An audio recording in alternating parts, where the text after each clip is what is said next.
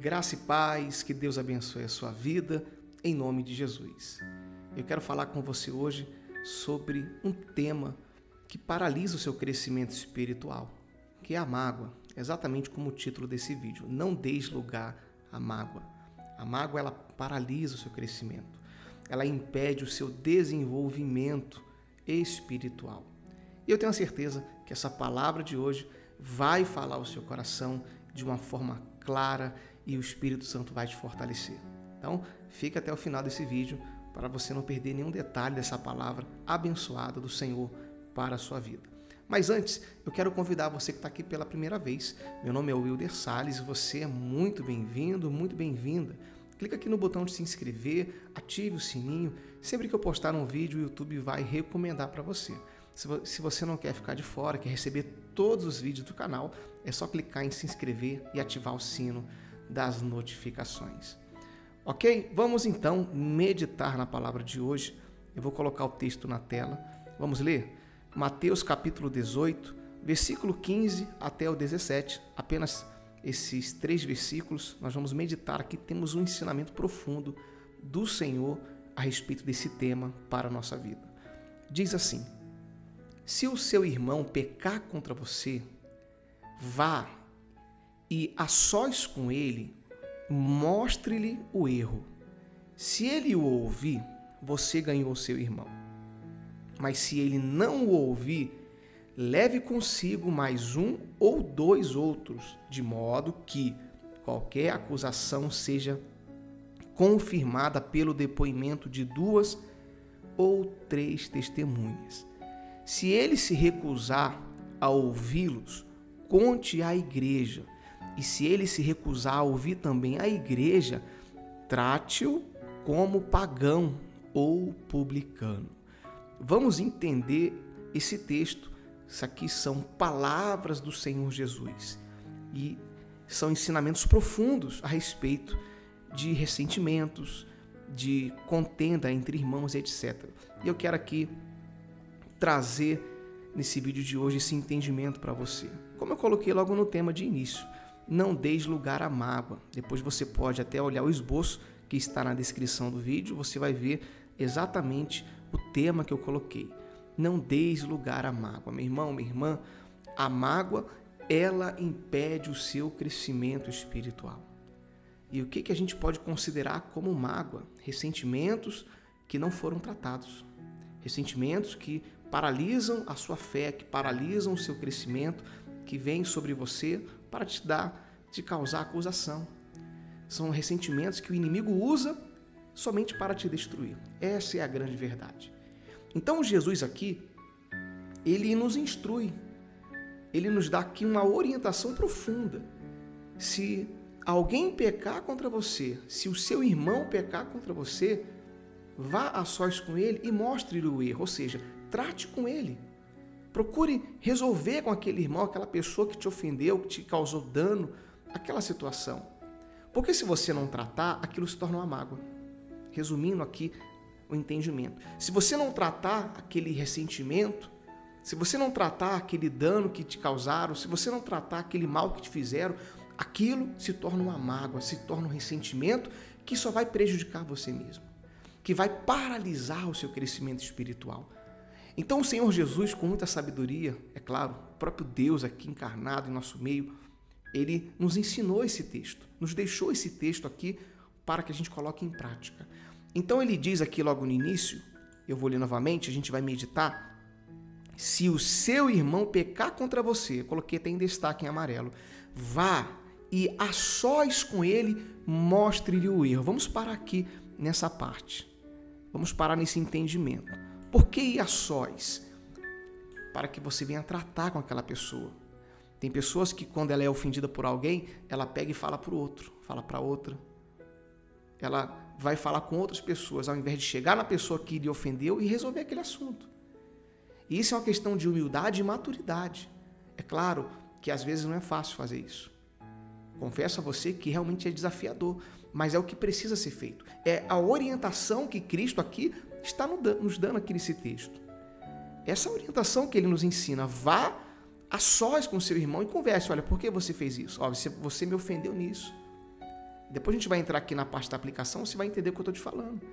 Então Jesus aqui ele é claro, quem guarda ressentimento no coração não desenvolve o crescimento espiritual, meu irmão.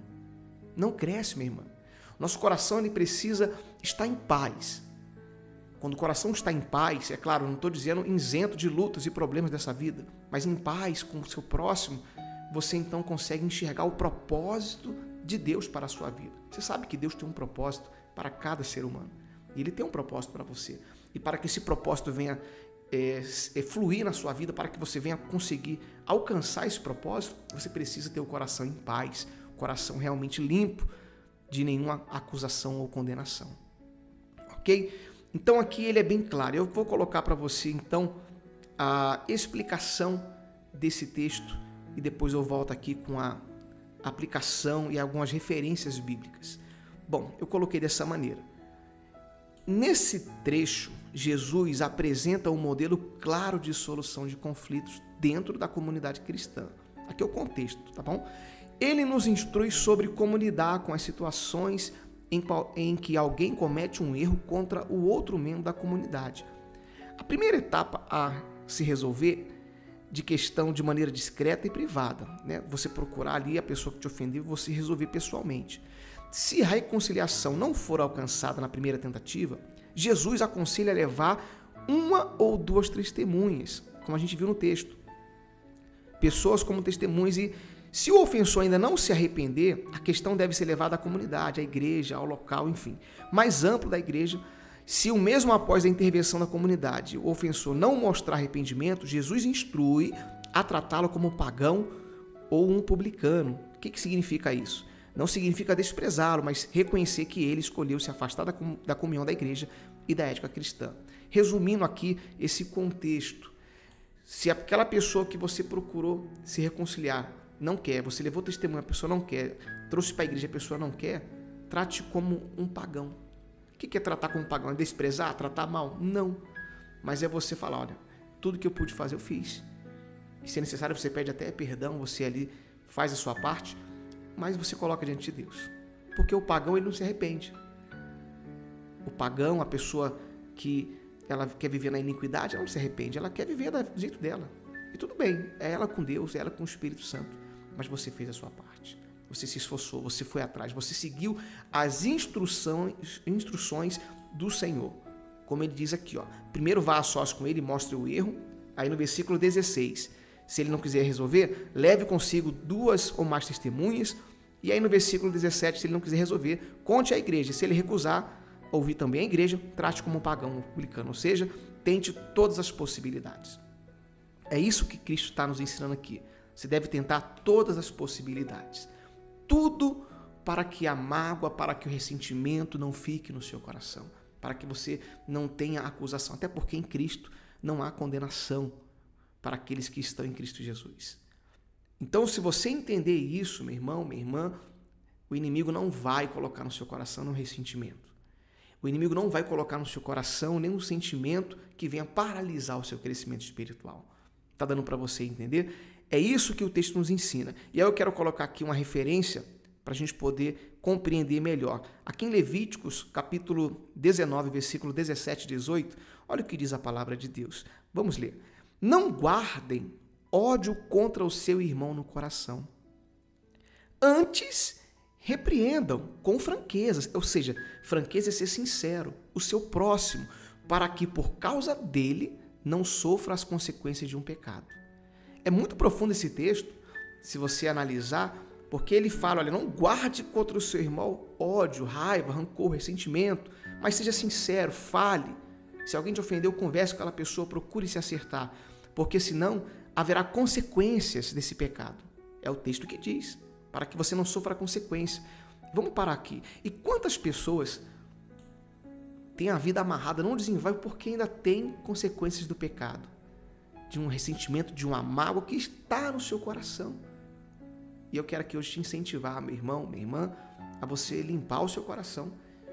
Se você não tem nada, amém, mas se tem algum sentimento no seu coração, se há algum ressentimento, se alguém te ofendeu, resolva essa situação. Busque resolver. Busque ajuda para que você venha solucionar isso e para que isso venha de uma vez por todas, ter um ponto final. Porque se você deixar algum sentimento no seu coração, algum ressentimento, você então impede o seu crescimento. Você vê que eu estou repetindo várias vezes essa palavra sobre impedir o crescimento espiritual. Porque muitas pessoas não crescem espiritualmente, desenvolvem espiritualmente, e eu falo aí da comunhão, da fé, do crescimento, porque há um ressentimento, um bloqueio espiritual. Há um bloqueio no coração. E o texto é bem claro, as consequências do pecado. Versículo 18.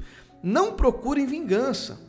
Tem crente que quer se vingar de crente, né, irmão? Eu já vi muito isso, infelizmente. Nem guarde rancor contra alguém do seu povo, como eu acabei de falar.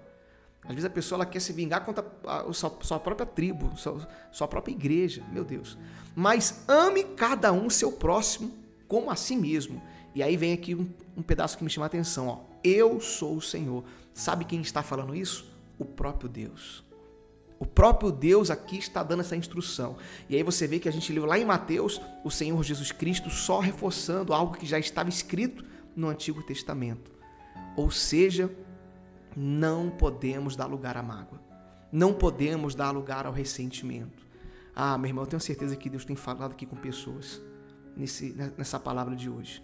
Não dê lugar. Não guarde ódio. Não procure vingança. Não guarde rancor.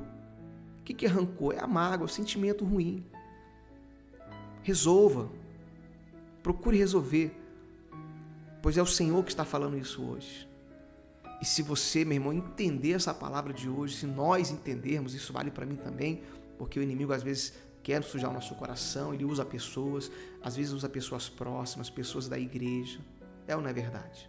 E aí eu quero ser franco com você aqui hoje. O inimigo ele vai usar, meu irmão, aquela talvez pessoa que você menos espera. Às vezes alguém próximo da igreja, às vezes um pastor, um irmão, uma irmã. Às vezes vai usar um parente, alguém que você ama, para sujar o seu coração, para te entristecer, para deixar o seu coração triste. E você sabe, lá em Provérbios fala que o coração dele procede as saídas da vida, a fonte da vida, ou seja, o coração, meu irmão, quando ele está contaminado, ele te joga para baixo, ele te derruba, te deixa triste, desanimado. É ou não é verdade?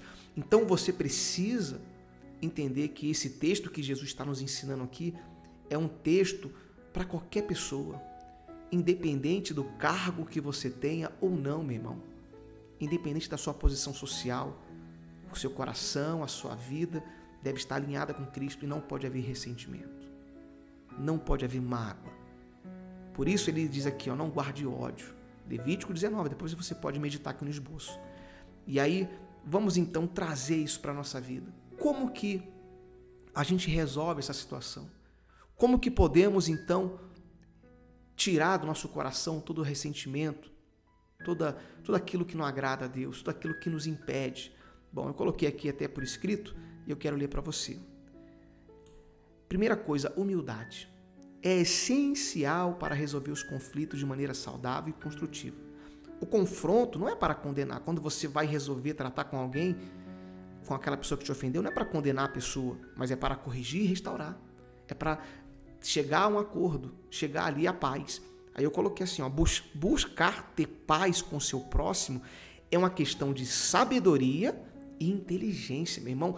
Quem é inteligente busca ter paz com o seu próximo. Às vezes vai ser necessário até pedir perdão sem você ter ofendido. Isso é uma grande verdade. Às vezes você vai ter até que pedir perdão para aquela pessoa sem você ter feito nada. Mas sabe o que é isso? É sabedoria, é inteligência. Sabedoria não é achar que você está certo, não é achar que você é o dono da razão, ainda que você tenha razão, ainda que você esteja certo. Mas sabedoria é você agir com inteligência e, se necessário, pedir perdão. Jesus estava na cruz, estava ali crucificado na cruz e zombaram dele, enfim, escarneceram dele. E o que ele disse?